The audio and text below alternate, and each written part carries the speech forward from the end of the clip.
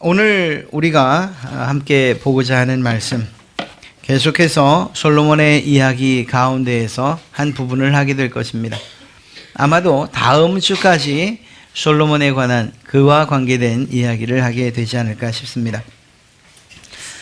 솔로몬이 하나님께로부터 정말 놀라운 지혜를 받게 되고, 하나님께서 주신 지혜를 가지고 사는 사람처럼 정말 그 누구도 따라오지 못할 그러한 지혜로운 자가 되게 됩니다. 그가 하나님께로부터 지혜를 선물 받은 것은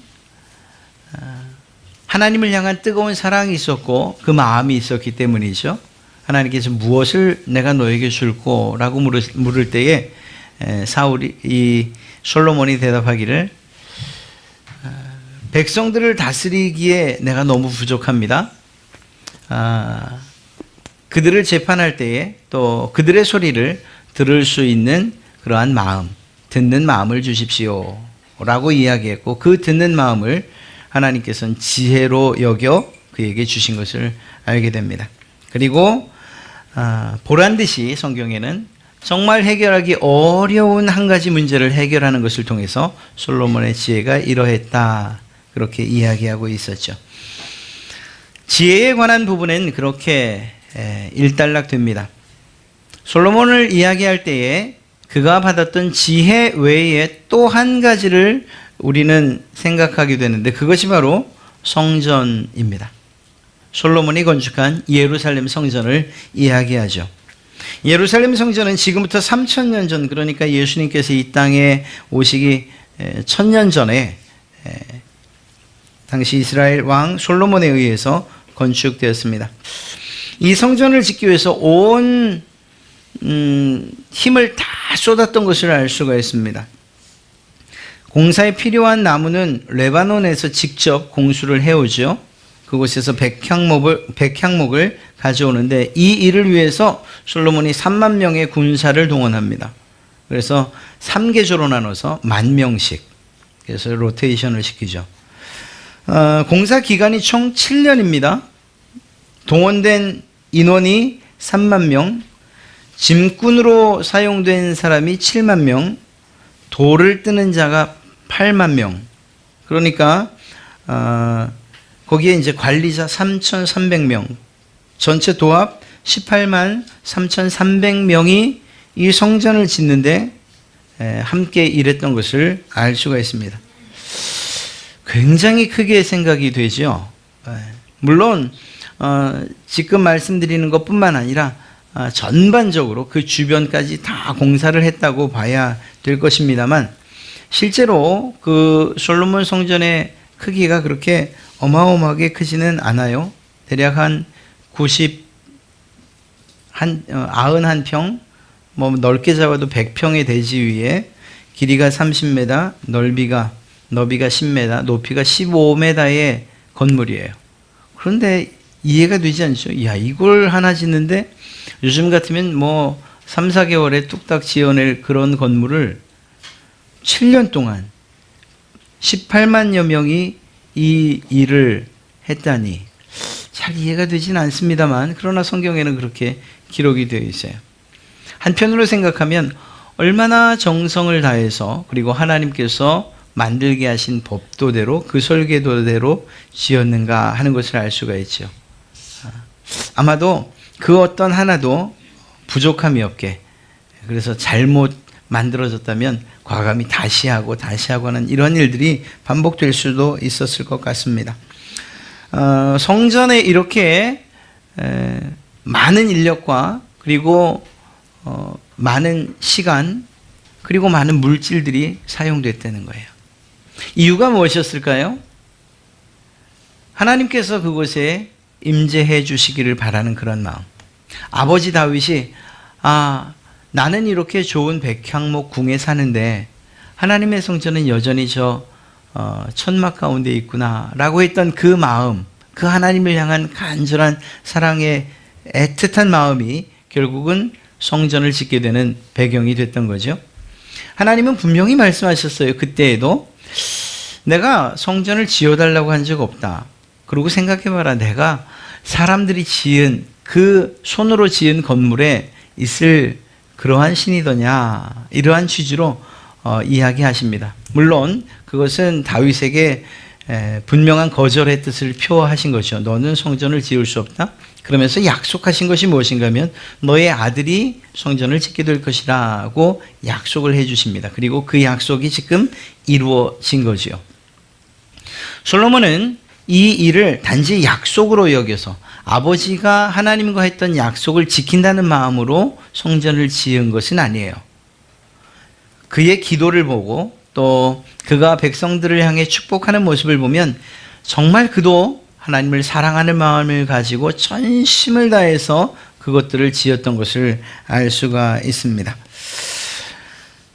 이제는 우리가 한번 생각을 해봐야 돼요. 예루살렘 성전을 솔로몬이 그토록 정성을 다해서 지은 것, 그것이 하나님의 임재하심과 또 하나님께서 정말 이스라엘 백성 가운데 거하시기 원하는, 거하셨으면 좋겠다는 이런 소원을 담아 만든 것이었다라고 한다면, 그러면 지금 성전이 사라진 이 시대에는, 그리고 또 유대교와는 전혀 또 다른 그러한 신앙의 배경을 가진 우리에게는 이 성전이 어떤 의미가 있냐는 거죠. 그죠? 솔로몬 성전이 그렇게 멋있었대라는 것으로 그냥 끝날 만한 일인가? 만약에 그것이 우리에게 어떤 의미를 준다면 우리는 어떤 면에서 그 의미를 부여받고, 그리고 그 뜻대로 그 뜻을 기려서 어떻게 살아가야 되는가까지 한번 살펴봐야 되지 않겠습니까? 그런 면에서 볼 때에 예루살렘 성전에 대해서 오늘 솔로몬의 성전에 대해서 이야기하지만 저는 성전뿐만 아니라 몇몇 가지를 더 이야기하게 될 것입니다. 그리고 이것은 여러 가지 면에서 연속성을 가지고 있어요. 첫째는 솔로몬의 성전. 사실 성전을 이야기할 때 우리는 솔로몬의 성전만 이야기하지만 솔로몬의 성전이 무너지고, 그리고 스룹바벨 성전이 세워지고, 또 스룹바벨 성전이 무너지고 헤롯 왕 시대에 다시 성전이 세워져요. 두 번의 무너짐이 있죠. 그러니까 통틀어서 단지 솔로몬의 성전뿐만 아니라 모든 성전을 통틀어서 하나의 그런 성전, 그리고 그 뒤에 이어지는 그리스도인들의 교회, 그리고 예수님을 믿는 무리, 바로 성도들, 이 세 가지가 과연 어떤 연관성이 있는가를 살피면서 우리에게 성전이 주는 의미, 그리고 그것이 어떻게 교회에 전달되고 어떻게 우리에게 적용되는가를 보게 될 것입니다. 시대적으로나 종교적인 배경으로는 사실 다를 수밖에 없어요. 성전과 교회가 같다 이렇게 이야기할 수는 없습니다. 그러나 그 의미를 생각한다면 우리는 여러 가지 공통점을 찾게 될 것입니다. 첫째는 이 세 가지가 성전이든 교회든 성도, 바로 여러분이든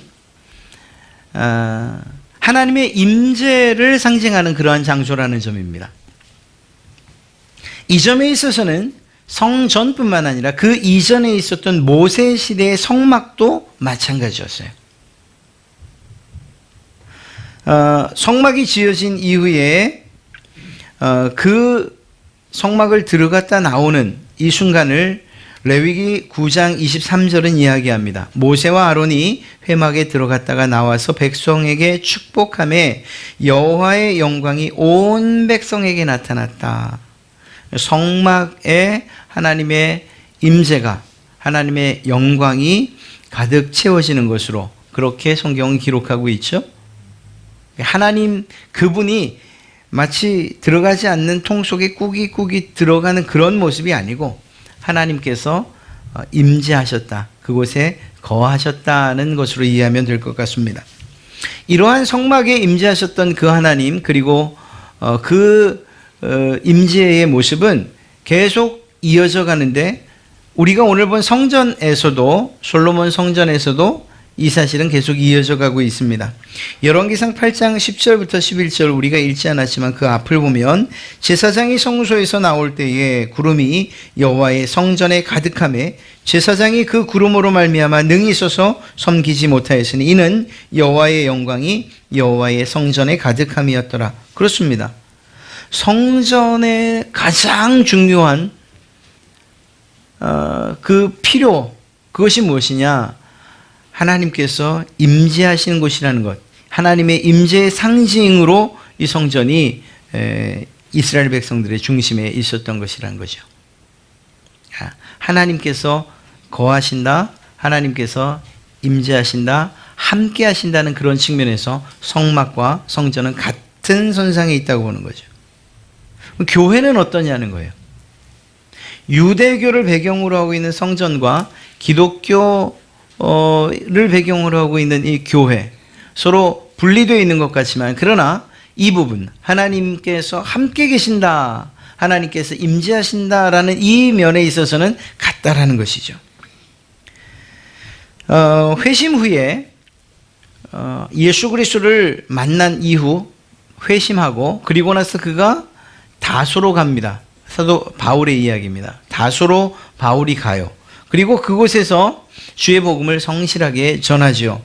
이 일에 대해서 사도행전 9장 31절에서는 이렇게 말합니다. 이렇게 해서 교회는 유다와 갈릴리와 사마리아와 온 지방에서 평안을 누리며 성장해 갔다. 그리고 그 다음에 무엇이라고 말하는가 하면 그리고 주님을 두려워하고 성령님의 위로를 받으며 그 수가 점점 더 늘어나고 있다. 이렇게 이야기합니다. 무슨 말인가 하면 성령님께서 함께 하시는 이 일이 교회에 반드시 필요하고 그러한 때에 교회가 부흥하고 성장한다. 이렇게 이야기하고 있는 것입니다. 성도들이 위로받는 것, 성령님께서 교회 가운데 함께 하시기 때문이다. 이렇게 말하고 있는 거죠. 교회 안에 하나님의 임재가 없다라고 한다면 이것은 단지 건물에 지나지 않을 거예요. 이것을 정말 마음에 잘 새기는 건 중요해요. 우리의 교회관이 바로 정립될 수 있기 때문인 것이죠. 성도, 구원받은 성도들에게도 이러한 임재의 측면에 있어서는 동일선상에 있는 것을 보게 됩니다. 성막도 성전도 교회도 하나님께서 함께 하시는 곳, 임재하시는 곳으로 본다. 그런 면에서 같은 입장을 보는데 성도도 마찬가지. 바로 여러분들에게도 동일한 이러한 임재가 적용이 됩니다. 고린도전서 6장 19절에 너희 몸은 너희가 하나님께로부터 받은 바 너희 가운데 계신 성령의 전인 줄 알지 못하느냐. 너희는 너희 자신의 것이 아니라. 즉 여러분들을 이야기할 때에 사도 바울은 너희는 성전이다.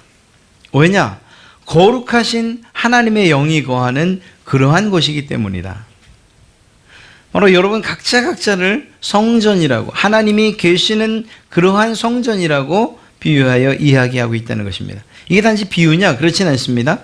예수님께서 이 땅에 오셨다가 다시 가시면서 내가 너희와 항상 함께 있을 것이라 약속하셨고, 세상 끝날까지 너희와 항상 함께 있겠다 약속하셨고, 그 약속을 이루어 주신 것이 무엇이냐? 바로 성령님을 통해서 이 약속을 이루신 거예요.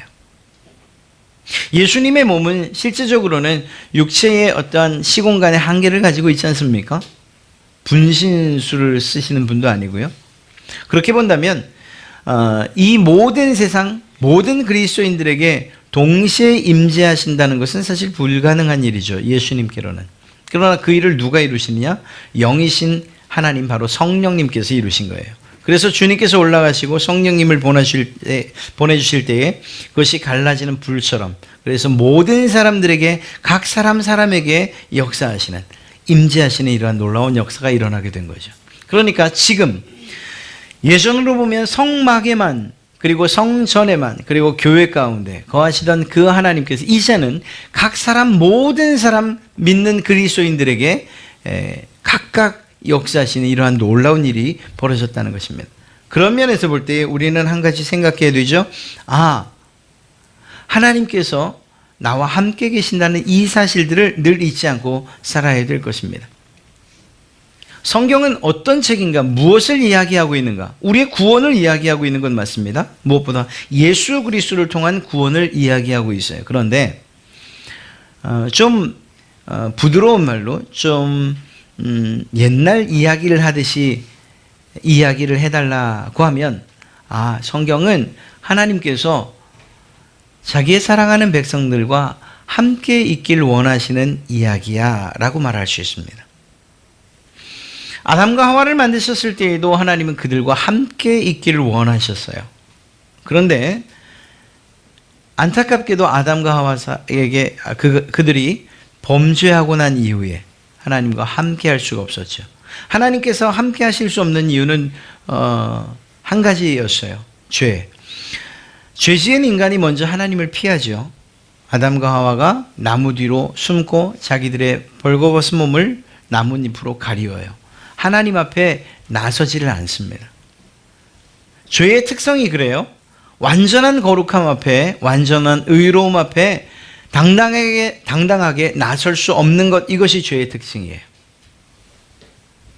또한 하나님께서도 죄 지은 인간과 함께 하실 수 없게 돼요. 그래서 그때부터 관계가 부서졌고 파괴되었고, 그리고 나서 하나님께서 하시는 모든 일들은 내가 너희와 함께 있기를 원한다는 것을 계속적으로 보여주시는 사건이에요. 아브라함을 택하여서 자기의 백성과 자녀 삼으신 것도 마찬가지고요. 그들 애굽 땅에서 고통받는 그들을 구원해내서 나라와 백성 삼으셔서 가나안으로 이끌고 들어가시는 그 사건도 마찬가지고요.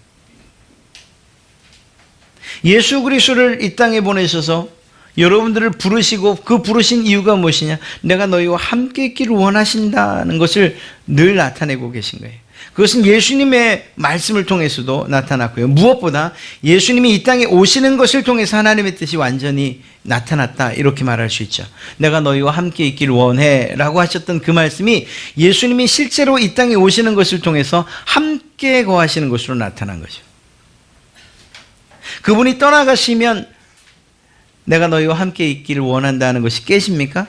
그것이 깨지지 않게 하시기 위해서, 더 확실하고 분명하게 함께 하시기 위해서 성령을 보내주신 것이고요. 이제는 성령님이 각 사람 한 사람 한 사람에게 임재해 계시기 때문에 우리는 주님과 함께 거한다는 사실들을 늘 기억하며 살아야 돼요. 늘 잊지만 말입니다. 그리고 이러한 하나님께서 함께 하시는 사건들이 완성되시는 날이 언제입니까? 주님께서 이 땅에 다시 오시는 그날, 영원한 새하늘과 새 땅이 시작되는 그때에는 하나님과 우리가 아무런 간격도 없이 하나님께서 인정하시는 완전한 의로움으로, 정말 신비로운 연합으로, 그래서 새하늘과 새 땅에서 함께 지내게 되는 거예요. 함께 하기를 원하시는 하나님의 소원이 비로소 그 땅에서 이루어지는 거예요. 앞으로 올 그 세상에서 말입니다. 그렇게 볼 때 하나님의 임재는 하나님께서 그렇게 허락하신 것이라고 말할 수 있어요. 앞서 말씀드린 것처럼 아무리 비싼 그러한, 아무리 멋진 그러한 곳이라 할지라도 하나님을 좀 속된 표현을 써서 가두어 둘 만한, 그분이 만족스럽게 거하실 만한 그러한 공간이 인간들이 만들어 놓은 것 가운데 있을까요? 없다니까요. 그렇게 본다면 하나님께서 내가 성막에 거하마, 내가 성전에 임재하마, 내가 너희와 함께하마라고 하신 것은 하나님의 뜻이 온전하게 반영된 거예요. 하나님의 주권적인 역사라고요. 하나님께서 거하지 않으시겠다 하면 그것을 막을 자가 없는 거예요.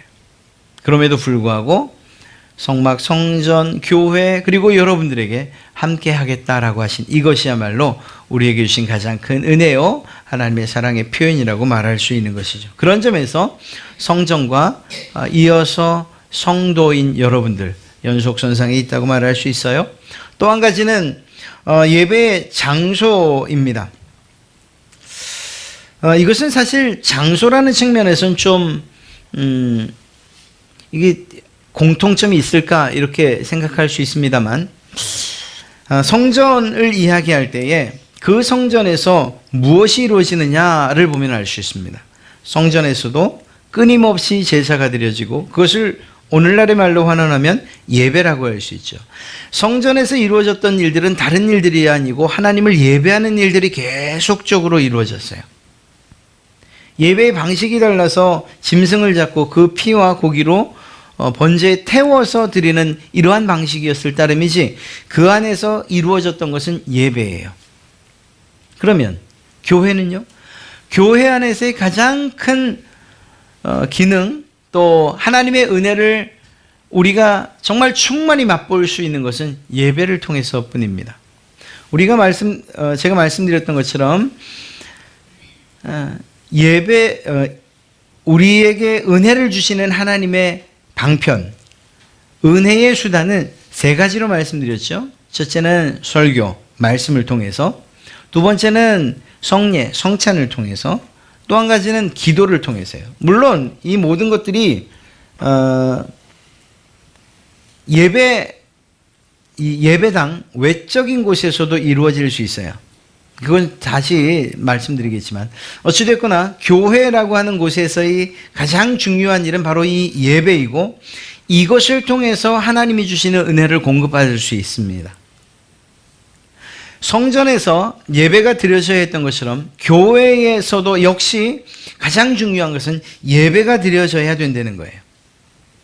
성도들의 삶은요, 우리 안에서 어떤 예배가 혼자 예배 드립니까? 아니죠. 우리 성도들을 향해서 주님께서 말씀하신 것은 너희는 예배가 삶이어야 하는, 삶이 예배여야 하는 사람들이라고 끊임없이 말씀하신다는 거예요. 로마서 12장 1절에 형제들아 내가 하나님의 모든 자비하심으로 너희를 권하노니 너희 몸을 하나님이 기뻐하시는 거룩한 산제물로 드리라. 이는 너희가 드릴 영적 예배니라. 이것이 예배드리는 이 시간뿐 아니라 여러분이 살아가는 그 삶의 터전에서도 계속적으로 드려져야 되는 거예요. 하나님과의 끊임없는 인격적인 교제와 그리고 주님께서 공급해 주시는 위로와 은혜를 가지고 살아야 되는 사람들이고 할 수 있는 대로 그 하나님의 영광을 위해서 그분을 위해서 살아야 되는 거예요. 어디에서요? 여러분의 삶의 터전 가운데서 말이죠. 그리고 그것을 하나님께서는 기뻐 받으실 영적 예배로 인정하신다는 것입니다. 이러한 과정 가운데서 예배 드려지는 장소라는 면에서 이 모든 것이 같은 의미, 같은 그러한 선상에서 볼 수 있습니다. 그런데 한 가지를 분명히 기억해야 돼요.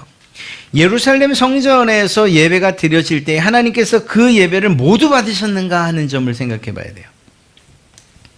하나님이 예배를 거절하신다? 우리는 상상하기 힘든 일이지만 그러나 그 일들이 실제적으로 일어났던 것을 알 수가 있습니다. 너무 안타까운 일이지만 말입니다. 예레미야서 7장 4절부터 11절 말씀을 보면 이렇게 기록하고 있습니다. 너희는 이것이 여호와의 전이라 여호와의 전이라 여호와의 전이라 하는 거짓말을 믿지 말라. 이 말이 무슨 말입니까? 이스라엘 백성들이 자신들의 멸망하지 않는 이유를 이야기하며 세 가지를 말합니다. 우리에게는 성전이 있어. 하나님이 이거하시는. 우리에게는 하나님이 주신 율법이 있어. 우리에게는 하나님이 주신 축복의 땅이 있고 우리가 그곳에서 살고 있어. 그런데 하나님이 주신 이곳에서 하나님을 섬기고 하나님께 예배하는데 우리가 어떻게 멸망당하겠느냐? 이것이 이스라엘 백성들의 논리였어요.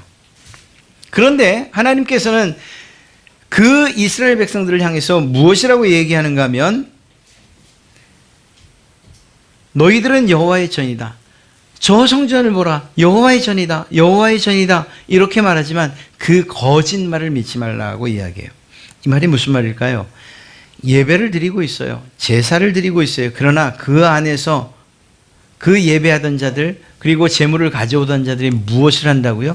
동일하게 이방신들을 섬기고 있었던 거예요. 심지어는 하나님의 뜰에서 이방신상에게 절하는 일들까지 있었던 거예요. 그러니 하나님께서 임재하시고 하나님만이 계셔야 될 그 성전에 예배하는 자들도 부정하고 심지어는 그 성전의 뜰에서 이방신들 바알과 아세라에게 절하는 이러한 일들이 있으니 하나님께서 그곳에 계실 수 없는 거죠.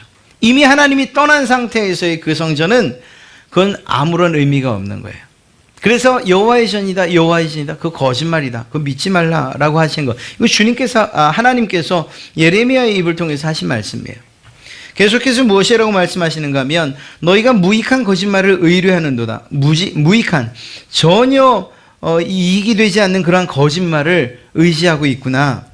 9절부터 11절에는 이렇게 말합니다. 너희가 도적질하며 살인하며 간음하며 거짓 맹세하며 바알에게 분향하며 너희의 알지 못하는 다른 신들을 쫓으면서 그러면서도 여전히 나를 믿는다고 내게 제사 드리고 있고 또 성전이 있다고 말하고 그리고 율법이 있다고 말하니 지키지 않는 율법이 무슨 필요가 있고 하나님만 섬기지 않는 이방 잡신들을 섬기는 그러한 성전이 내게 무슨 의미가 있느냐. 그러니 그것은 여호와의 전이라고 말해서는 안 된다. 이렇게 말씀하시는 거예요. 이것은 오늘날도 우리에게 동일하게 적용되는 거예요. 주님께서 이 예레미야서 7장 9절부터 11절 말씀을 통해서 이렇게 얘기합니다.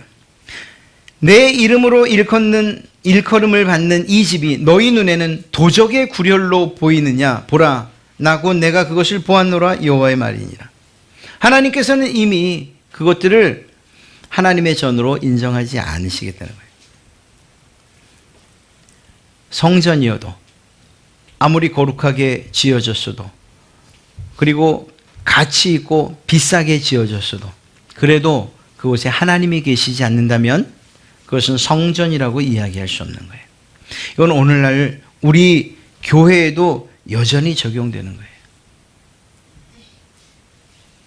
교회 건물 그리고 또 그 가운데서 지금처럼 이렇게 우리가 예배를 하고 있다 할지라도 우리가 전심을 다해서 예배하지 않는다면 뿐만 아니라 예배는 하지만 그러나 우리의 삶의 모습이 예레미야가 말한 것처럼 여전히 도적질하고 여전히 밖에선 살인하고 여전히 간음하고 거짓 맹세하고 다른 신들을 섬기고 다른 것들을 더 사랑하는 일이 있다면 너희가 이곳에 와서 예배를 한다고 한들 그것이 하나님께서 기뻐하실 예배냐? 아니다 얘기하신 것입니다. 이것은 교회가 사람 자랑하는 곳 혹은 일 자랑하는 곳이 아니라는 거예요. 교회는 하나님께서 임재하시는 곳이자 하나님께 온전히 예배하는 곳이어야 돼요. 모든 기능들이 다 사라진다 하더라도 예배하는 그 예배만 신령과 신정으로 드릴 수 있다면 하나님께서 가장 기뻐하시는 그러한 예배당, 그러한 교회가 될 것이라는 것입니다. 반대로 이야기하면 정말 사람 좋다는 일들 다 하고 또 사람 편안한 대로 모든 것들을 다 꾸미고 한다 할지라도 설교조차 정말 사람들 듣기 좋은 그러한 설교를 한다 할지라도 그곳에서 하나님이 계시지 않는다면 하나님께서 기뻐 여기지 않는 일들이 일어난다고 한다면 그것은 결코 교회라고 이야기할 수 없다는 거예요. 이건 개인에게도 적용되는 거죠. 아무리 겉모습이 거룩해 보이고 그리고 신앙의 삶의 모습을 따라서 살아가는 것처럼 살아도 그 안에 정말 성령님이 계시지 않는다고 한다면 오히려 보이는 것과 보이지 않는 데서의 삶이 표리부동하게 그래서 우리 예레미야가 이렇게 이야기했던 것과 같은 그러한 삶을 겉과 속이 다른 삶을 교회 안과 교회 밖의 삶이 다른 삶을 근데 심지어는 내 속과 내 밖의 삶이 다른 삶을 살고 있다면 그렇다면 하나님께서 결코 기뻐하지 않으실 거라는 것을 꼭 명심해야 된다는 것입니다. 로마서 12장 1절엔 그러므로 말씀드린 것처럼 우리가 드리는 그것이야말로 영적인 예배다. 우리의 삶의 터전에서 그러한 예배를 드려야 된다. 이렇게 이야기를 하고 있는 것이죠. 여러분 성전과 그리고 또한 이 성전의 특성이 무엇인지 아십니까? 말씀드린 것처럼 거룩함과 성결함이 필수적인 반드시 있어야 되는 곳 그것이 바로 성전입니다. 이름 자체도 거룩한 곳이잖아요. 거룩한 곳. 하나님께서 거룩하시기 때문에 그분에게 예배하는 자들도 거룩함을 가지고 나와야 되는 거예요. 저희가 예배를 드릴 때마다 죄의 고백을 드리며 우리가 기도하는 이유가 무엇입니까? 하나님, 우리의 모든 죄를 용서해 주십시오. 사죄 윤청을 베풀어 주십시오. 그래서 우리가 깨끗하고 거룩함으로 하나님께 예배하기를 하나님께서 기뻐 받으시는 예배를 드리기 원합니다. 이러한 마음을 가지고 그러한 기도를 드리는 거죠. 성전은 그 특징이 거룩함과 성결함입니다. 예수님께서 성전 청결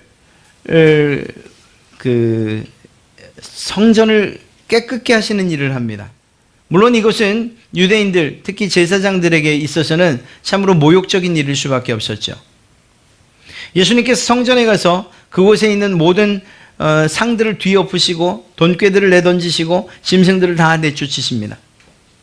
성전에서 말입니다. 물론 성전 뜰이었을 거예요. 그러나 그것도 주님께서는 동일하게 보셨어요. 그 안에서 무슨 일이 일어났습니까? 짐승들을 팔고 사는 일들이 일어났어요. 그냥 단순히 파는 일이라면 괜찮아요. 이스라엘 백성들은 하나님께 제사를 드릴 때의 조건이 있습니다. 제물의 조건이에요. 흠이 없어야 되는 것입니다. 그런데 이스라엘 사람들이 디아스포라로 살다 보니까 먼 곳에서부터 와야 돼요. 그러면 자기가 아무리 정성스럽게 키운 제물이라 하더라도 오는 동안에 상처나고 오는 동안에 정말 병들고 할 수 있잖아요. 그러면 그건 제물로 되질 않아요. 그러니까 성전 측에서 서비스를 제공했는데 제물에 사용될 만한 양들을 팔기 시작한 겁니다. 그런데 이것이 어떻게 변질이 됐는가 하면 올바른 양, 정말 제물로 드리기에 합당한 양을 가지고 와도 그것을 검수하는 제사장이 아니다라고 하면 그 양은 쓰지를 못하는 거예요. 그러면 이 사람은 어떻게 될까요? 울며 겨자 먹기로 성전에서 파는 양을 사야 되는 거예요. 이렇게 해서 이득을 취합니다. 또 한 가지는 먼 곳에서 올 때 그 지방의 돈을 가지고 오죠. 그러면 환전을 해야 되죠.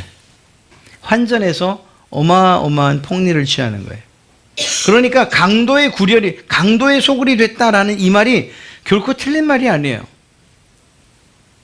예배가 거룩함도 상실하고 성결함도 상실하고 그저 욕심과 그리고 정말 악만 가득한 그러한 곳이 되어버렸기 때문에 주님께서 그것들을 다 내쫓으시면서 내 집이 만민이 기도하는 그러한 집이라 일컬음을 받으리라 하였거늘 너희는 강도의 소굴로 만들었다 이렇게 말씀하신 것입니다. 성전은 거룩함이 있어야 돼요. 앞서 말씀드렸던 예레미야, 하나님께서 여호와의 전이라고 하는 그 거짓말을 믿지 말아라. 그것이 다른 어떤 성전을 말한 것이 아니에요. 하나님께 예배하던 그 성전을 이야기하는 거예요. 이걸 바꿔 이야기하면 이런 거죠. 우리 갈릴리 교회를 향해서 교회라고 하는데 믿지 마라. 그거 거짓말이다. 하나님께서 이런 말씀을 하신다고 하면 정말 가슴이 덜컹 떨어지지 않습니까? 우리는 예배를 드린다고 하는데 그거 예배 아니다. 거짓말이다. 이렇게 주님이 말씀하신다면 우리는 그날부터 정말 고민해. 그리고 또 이것을 어떻게, 이 문제를 어떻게 해결할까? 머리를 싸매고 기도하기 시작해야 될 거예요. 교회에도 역시 마찬가지로 거룩함과 성결함이 교회의 특징이어야 돼요. 물론 이런 점이 있어요. 교회에 대한 이야기를 할 때에 뭐 거룩한 사람만 오냐? 완전히 변화된 사람만 오냐? 깨끗한 사람만 오냐? 그렇지 않지. 그렇지 않은 사람들이 와서 깨끗해지고 거룩해지고 구원받고 그리고 성화의 삶을 살아가는 거지. 맞습니다. 그러나 본질적으로 교회가 가지고 있어야 될 본질은 그건 거룩과 성결함이라는 거예요. 그러한 거룩과 성결함을 가지고 있을 때 비로소 그렇지 않은 사람들이 와서 그렇게 변화되어 가는 것이죠. 에베소서에서 5장 26절 27절은 말합니다. 이는 곧 물로 씻어 말씀으로 깨끗하게 하사 거룩하게 하시고 자기 앞에 영광스러운 교회로 세우사 티나 주름 잡힌 것이나 이런 것들이 없이 거룩하고 흠이 없게 하려 하심이라. 교회의 속성이 거룩하고 흠 없는 것이라는 것을 꼭 기억하시기 바랍니다. 그런 면에서 우리가 하나님 앞에 나올 때에 죄투성이로 나왔다 할지라도 그렇기 때문에 우리의 기도가 우리의 죄 용서함을 소원하는 그러한 기도여야 하고 하나님의 은혜를 구하는 그러한 기도여야 하는 것입니다. 이러한 것들이 결국은 성도들에게도 적용되는 거예요. 고린도전서 6장 19절에 20절에 너희 몸은 너희가 하나님께로부터 받은 바 너희 가운데 계신 성령의 전인 줄 알지 못하느냐. 너희는 너희 자신의 것이 아니라 값으로 산 것이 되었으니 그런즉 너희 몸으로 하나님께 영광을 돌리라. 이것을 고린도전서 3장 16절 17절에서는 무엇이라고 표현하는가 하면 하나님의 성전은 거룩하니 너희도 그러하니라. 너희도 거룩한 삶을 살아야 된다. 이렇게 얘기하고 있습니다. 제가 늘 말씀드리는 것처럼 그리스도인이라고 한다면 세상의 윤리적 도덕적 기준보다 훨씬 나은 그러한 기준을 가지고 살아가야 돼요. 그저 단지 내가 세상법에 저촉되지 않는데 뭘 이렇게 살아갈 것이 아니고 그들이 가신 법보다 더 고상한 하나님의 법을 가지고서 살아가야 될 사람들이 여러분과 저예요. 그렇게 해서 거룩함과 성결함을 드러내면서 사는 것, 이것을 주님께서 소금과 빛이 되는 것이라고 이야기하신 것입니다. 한 가지 더 말씀드릴게요. 모양이나 규모가 중요하지 않다는 것, 이것이 성전과 교회와 성도된 여러분들을 생각하며 우리가 마지막에 살펴봐야 될 내용이에요. 참 안타까운 이야기죠. 마포구 상암동의 한 교회가 2008년에 건축을 합니다. 65억을 들여서 건축을 했는데 그 가운데 30억이 빚이었어요. 대출을 받아서. 건축 과정에서 성도들이 다 흩어집니다. 힘들어서. 그리고 정작 기쁨으로 예배해야 될 입당 예배 때 남은 성도가 25명밖에 안 돼요. 어떻게 유지가 되겠습니까? 그러니까 그것을 매각할 수밖에 없었어요. 안타깝게도 그 교회를 산 곳은 하나님의 교회라고 하는 이단이었어요. 특히 이 하나님의 교회가 매각되는 교회들을 많이 사는데 거의 30-40% 이상이 그렇게 해서 얻어진 예배 처소예요. 그러니까 예배당, 그러니까 교회가 하나님의 교회 예배당으로 바뀌어버린 거죠.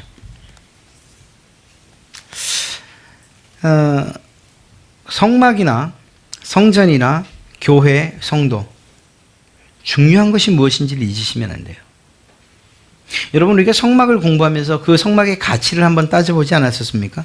성막에는 대략 1톤의 금이 들어가요. 공간이 그렇게 크지 않은데 1톤의 금을 오늘 시세로 하면 446억 9천만 원이에요. 5m, 10m, 5m의 공간에 그 많은 돈이 들어간 거예요. 여러분, 놀랍죠?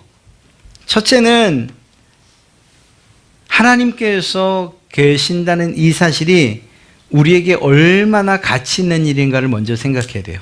그러나 동시에 우리가 이토록 가장 귀한 것으로 꾸몄다 하더라도 하나님께서 정말 그곳에 거하시는가 그렇지 않은가, 이것이 더 중요하다는 거예요.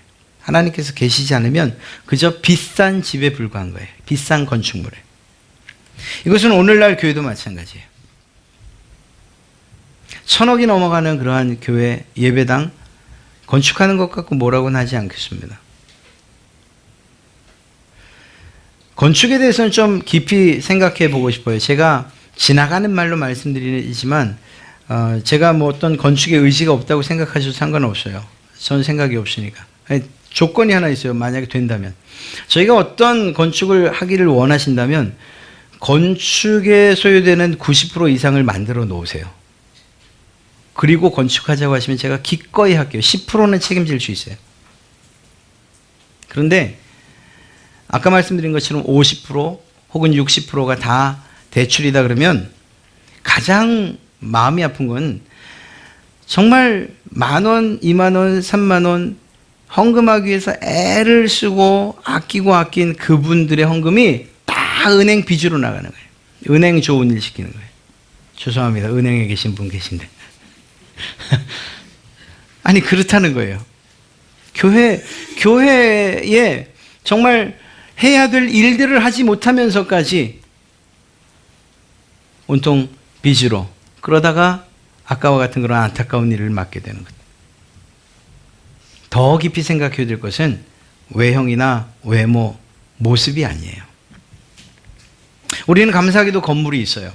그런데 그렇지 않은 많은 교회들이 있어요. 저희 아버님도 지하에서 교회를 하셨고요.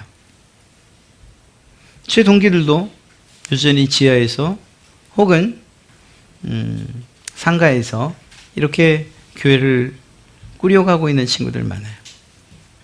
힘들죠. 그러나 그 모습이 아무리 우리 보기에 정말 누추해도 보잘것없어도 하나님께서도 그렇게 생각하시겠냐는 거예요. 결단코 그렇지 않습니다. 그조차 없어서 가정에서 예배드리는 동기들을 생각하면 그럼에도 불구하고 하나님께서 그곳에 임재하신다? 그러면 그곳은 누가 뭐라 그래도 하나님께서 가장 기뻐하시는 교회라고 우리는 이야기할 수밖에 없는 거예요. 예수님을 드러내놓고 믿지 못하는 그러한 북한에 숨어 예배하는 그러한 지하교회 성도들을 생각할 때에 누가 그것을 교회가 아니라고 이야기할 수 있겠어요? 누가 건물이 없으니까, 예배 형식이 없으니까 그것을 교회가 아니라 이렇게 말할 수 있어요. 설령 세상이 모두 그렇게 말해도 하나님은 그것을 가장 기뻐하시는, 그리고 하나님께서 임재하시기 원하시는 그러한 교회가 될 줄로 믿습니다. 중요한 건 그게 아니에요. 하나님을 진심으로 존중하고 예배하고 있느냐? 하나님의 임재를 경험하며 그 하나님 앞에서 예배하고 있느냐? 들려주신 말씀대로 살려고 부단히 애를 쓰는 그러한 성도들이 있는 곳이냐? 만약 그렇다면 그것이야말로 하나님께서 가장 기뻐하시는 거룩한 성전이 될 것이라는 것입니다. 우리 개인에게도 마찬가지예요. 우리 삶의 모습이나 우리 조건들도 결코 중요한 게 아니에요. 남자나 여자나 혹은 늙었거나 그렇지 않거나 지위가 높거나 낮거나 부자거나 가난하거나 귀하거나 천하거나 종이나 사업 혹은 자유자나 아픈 사람이나 건강한 사람이나 강하거나 약한 사람이나 그 어떤 것으로도 평가받을 수 없는 것, 그것이 우리의 몸된 성전인 줄로 믿습니다. 모든 것들을 다 가졌기 때문에 하나님께서 네 성전이, 네가 거룩한 성전이구나 이렇게 말씀하시는 게 아니라는 거예요. 그건 우리의 눈일 뿐이고요. 하나님께서 우리를 어떻게 보시느냐? 정말 보잘것 없어도, 배운 것 없어도, 가난해도, 거기다 심지어 몸까지 아파도 그 안에 하나님을 향한 뜨거운 사랑이 있고 하나님께서 주시는 은혜에 감격하고 감사하는 그러한 마음으로 그렇게 살아가는 사람이라면 하나님께서 정말 늘 거하시고 떠나지 아니하시는 그러한 성전이 될 줄로 믿습니다. 솔로몬의 성전, 그 영화가 얼마나 갑니까? 그것 곧 무너지고 바벨론에 의해서 무너지고, 그리고 수르바벨 성전 역시 무너지고, 헤롯 성전 로마의 타이터스 장군에 의해서 돌 하나의 돌도 남지 않고 다 무너져 버린. 중요한 것은 하나님께서 정말 우리 가운데 거하시는 것이냐, 거하시는 그러한 성도냐, 거하시는 교회냐, 이것이 가장 중요한 거예요. 솔로몬이 고백했던 그게 무엇입니까? 솔로몬은 사실 알고 있었어요. 하나님이 이곳에 거할 수 없는 분이라는 것을. 그래서 뭐라 그래요? 우리에게 무슨 일이 생기면, 전염병이 돌면, 외국 군대들이 쳐들어오면 우리가 성전을 향하여 기도할 때 우리의 기도를 들어주십시오. 이렇게 요청했던 거예요. 그러나 이젠 다르죠? 우리 안에 계신 그 성령님을 의지해서 이제는 직접 기도하시면 돼요. 하나님께서 그렇게 신실하게 기도하는 여러분들을 보호하시고 또한 지켜주시고 위로하실 줄로 믿습니다. 오늘 말씀 솔로몬의 성전, 그 의미, 그것은 결국 우리의 교회로 또 더 작은 그러나 더 거룩해야 하는 우리 각자 성도라는 이러한 성전을 향해서 주시는 하나님의 말씀인 줄로 믿습니다. 오늘 주신 말씀으로 다음 한 주간도 세상에서 성전의 거룩함과 그리고 또한 구별됨을 나타내 보이면서 주님께서 말씀하신 대로 세상의 빛과 소금의 역할을 잘 감당하시면서 그리스도인으로서 승리하며 살아가시는 그러한 여러분 되시기를 주님의 이름으로 축복합니다.